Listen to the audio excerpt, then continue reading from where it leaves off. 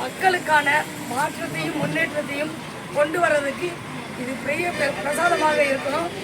மாம்பழம் முருகன் மாம்பழத்துக்காக ஞான பழத்துக்காக சுற்றி வந்து தேடினாரு. அவர் விரும்பின மாம்பழத்தை நாங்கள் கொண்டு வந்து இந்த பழனி தொகுதியில் சேர்த்துட்டோம். முருகன் தேடி திரிந்த மாம்பழம் இன்னைக்கு பழனியில் அவர் பாதத்தின் அடியில் ஒப்படைக்கப்படுகிறது. பெருமை சகோதர சகோதரிகளே, பழனி முருகனின் ஆசையோடு மலை அடிவாரத்தில் இருந்து எல்லா வளமும் வாழ்வும் கிடைக்க பெற்ற எனதருமை சகோதர சகோதரிகளே, தேசிய ஜனநாயக கூட்டணி கட்சிகளின் சார்பில் பாரதிய ஜனதா கட்சி, பாட்டாளி மக்கள் கட்சி, தமிழ் மாநில காங்கிரஸ், தமிழர் மக்கள் முன்னேற்ற கழகம், அகில இந்திய மூவேந்தர் முன்னணி கழகம், அம்மா மக்கள் முன்னேற்ற கழகம், தமிழர் புதிய நீதி கட்சி, இந்திய ஜனநாயக கட்சி ஆகிய கூட்டணி கட்சிகளின் சார்பில் அதிமுக தொண்டர்கள் உரிமை மீட்பு குழு 11 கட்சிகள் இணைந்து, அது மட்டுமல்ல இந்தியாவின் அத்துணை மக்களும் இது நாடாளுமன்ற தேர்தல். இந்த தேர்தல் களத்தில் பிரதமர் நரேந்திர மோடி அவர்கள் மீண்டும் ஒரு முறை இந்திய தேசத்தின் தலையை உலக அரங்கில் தலைநிமிர செய்த அந்த தலைவர் மீண்டும் ஒரு முறை வர வேண்டும் என்பதற்காக இங்கு வாய்ப்பு கேட்டு எல்லோரும் இங்கே வந்திருக்கிறோம். பாரத பிரதமராக நரேந்திர மோடி அவர்கள் அரியணை ஏறப்போகிறார் என்பது உறுதியாகிவிட்டது. பாரத் மாதா கி, பாரத் மாதா கி, இந்த செய்தி உறுதியாகிவிட்டது. அருணாச்சல பிரதேசத்தில் 5 இடத்துல அண்ணா போஸ்டா நிறைய பேர் தேர்வாயிட்டு இருக்கிறாங்க. பிரதமர் மோடி என்ன செய்தார் அப்படிங்கிற கேள்வியை இந்த தேர்தல் காலத்தில் 2 கட்சிகள் எழுப்பி விட்டுக்கிட்டே இருக்கிறாங்க. ஒன்றும் இல்லை, இன்றைக்கு வந்திருக்கிற திட்டங்களை இவர்கள் தைரியமாக சொல்வதற்கு தயாராக இல்லை. இன்னும் சொல்ல போனால் மத்திய அரசு கொடுக்கிற திட்டங்களுக்கு கலைஞர்னு பேர் ஸ்டிக்கர் ஓட்டுற வேலையை தான் இவங்க பார்த்துட்டு இருக்கிறாங்க. அனைவருக்கும் வீடு வழங்கும் திட்டம், வீடு கட்டுவதற்கான மானியங்கள், அது யார் யாருக்கெல்லாம்? பழங்குடியினருக்கு, ஆதிவாசிகளுக்கு, எளியவர்களுக்கு, பெண்களுக்கு என மானியத்துடன் வீடு கட்டவும் வாங்கவும் வாய்ப்பு உருவாக்கப்படுகிறது. ஜல்ஜீவன் திட்டத்தின் கீழே 10 கோடி பெண்கள், 10 கோடி வீடுகளுக்கு குடிநீர் இணைப்பு இலவசமாக வழங்கப்பட்டிருக்கிறது. ஆனால் தமிழ்நாட்டுக்குள்ள மட்டும்தான் அந்த இலவச இணைப்பு கொடுக்காம அதுக்கு ஒரு துட்டு கட்டிட்டு இருக்காங்க. 3000 4000 கட்டிட்டு இருக்கிறாங்க. உஜ்வாலா திட்டத்தின் கீழ் ஆண்டுக்கு 12 சிலிண்டர் 20 கோடி குடும்பத்தினருக்கு இதுவரைக்கும் சென்று சேர்ந்திருக்கிறது. இது இந்தியா முழுமைக்கும் யோசித்து பாருங்க, 20 கோடி குடும்பத்தினருக்கு சென்று சேர்ந்திருக்கிறது. பிரதமர் மருத்துவ காப்பீட்டு திட்டம் 5 லட்சம். நீங்க அரசு மருத்துவமனையில் இல்லை, தனியார் மருத்துவமனைக்கு போனா கூட நீங்க அழகா இலவசமா மருத்துவ உதவி பெற்று பெறலாம், செய்யலாம். இது பிரதமர் காப்பீட்டு திட்டம். ஆனா இங்க அங்கங்க கலைஞர் காப்பீட்டு திட்டம்னு நான் மருத்துவமனை வச்சிருக்கிறேன். இலவச முகாம் போடும்போது கலைஞரோட படத்தை சேர்த்து ஓட்டுதேன்னு கேட்குறாங்க. இது ஏன்? எல்லாரும் நான் பெற்ற பிள்ளைக்கு இனிஷியல் வைக்கிறேன்னா இவங்க பக்கத்து வீட்டு பிள்ளைக்கு இனிஷியல் வைக்க கேட்டுக்கிட்டு இருக்கிறாங்க.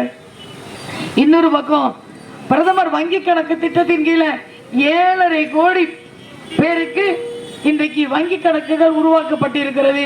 அதன் மூலமாக காப்பீடுகள், அவர்களுக்கு நல உதவி திட்டங்கள், இதெல்லாம் இந்த வங்கி கணக்கு வழியாக தான் நடமாடுது.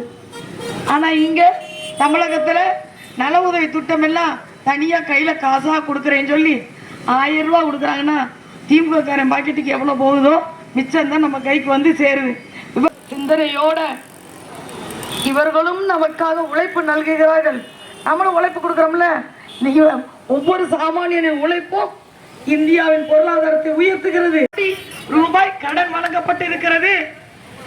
ஆனா இந்த லட்சம் கோடியை நம்ம எப்ப கேள்விப்பட்டிருக்கிறோம்?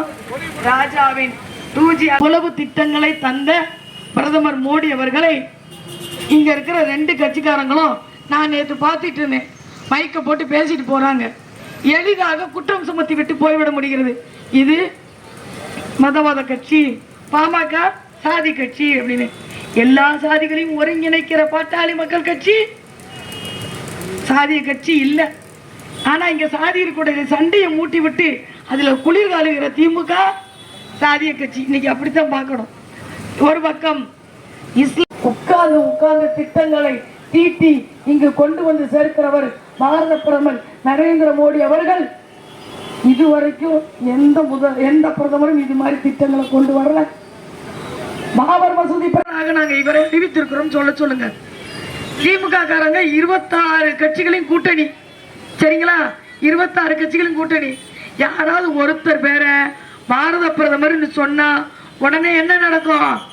நெல்லிக்காய் முட்டையை அவுத்து விட்ட மாதிரி செதறி ஓடிடும். எல்லாம் நானா நீயான்னு போட்டி போட்டுட்டு நிற்கிறாங்க.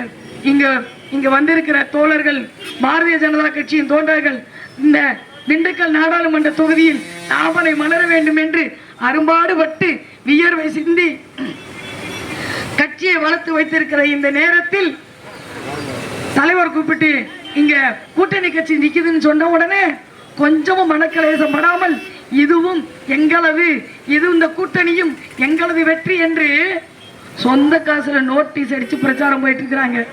சொந்த காசுல நோட்டீஸ் அடிச்சு பிரச்சாரம் பண்ணிட்டு இருக்கிறாங்க.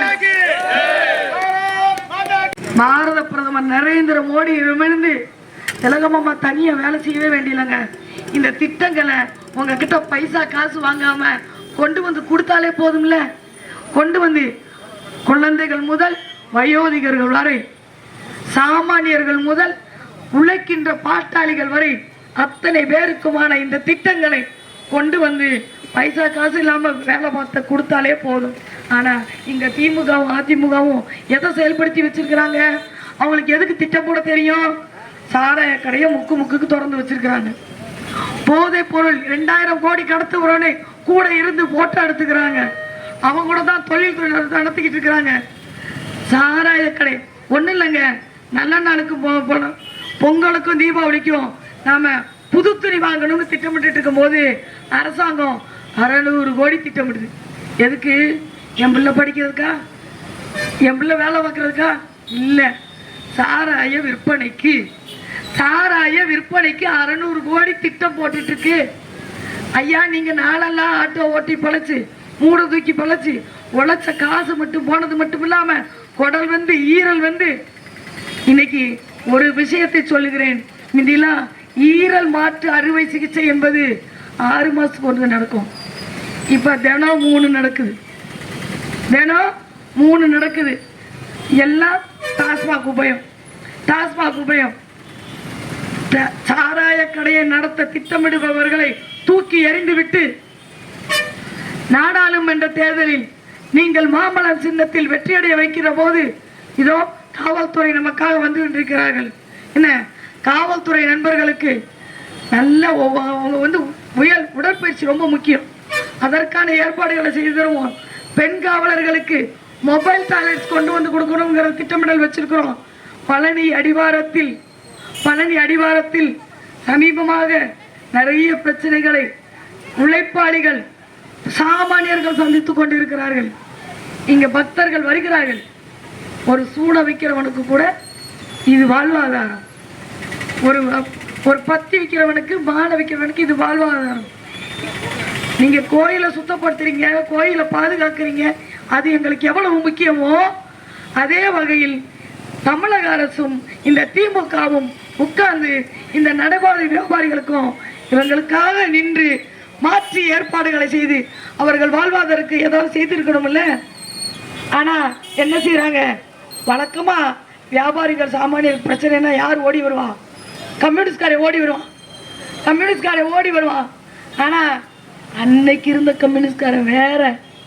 இப்ப 25 கோடி 50 கோடி கையில வாங்கிட்டு சாராயத்தை விற்கிறவனுக்கிட்ட பக்கத்தில் போய் நீங்கள் எப்போ நிற்க ஆரம்பிச்சிட்டீங்களோ, நீ கம்யூனிஸ்ட் இல்லைங்க, பூர்ஸ்வா. நீ கம்யூனிஸ்ட் இல்லை, பூர்ஸ்வா சித்தாந்தத்தை கையில் எடுத்திருப்பவர்கள். அந்த கம்யூனிஸ்டுக்காக உங்கள் ஓட்டு, மக்களின் பிரச்சனைகளுக்காக வந்து நிற்காதவர்களுக்காக உங்கள் ஓட்டு. ஆதி திராவிட விடுதியில் நேற்று இடிந்து விழுந்து மாணவிகள் அடிபட்டிருக்கிறார்கள், சமையல் செய்பவர்கள் அடிபட்டிருக்கிறார்கள். கட்டடத்தில் ஊழல், எல்லாத்திலையும் 40% போய் 60% பாக்கெட்டுக்கு போயிட்டு இருக்கு. இந்த கமிஷன் கரப்ஷனை தூக்கி எறிய வேண்டிய காலகட்டம் இது. நண்பர்களே, பெரியோர்களே, 2 விஷயம்தான். மக்களுக்கான திட்டமிட தெரியாதவர்களை தூக்கி எறிந்து விட்டு, ஏன்னா 20 ஆண்டுகளுக்கு மேலாக திமுக வேணும்னா அதிமுக, அதிமுக வேணும்னா திமுக, இப்படி தானே போட்டுட்டு இருந்தோம். மாற்று கிடைக்கல.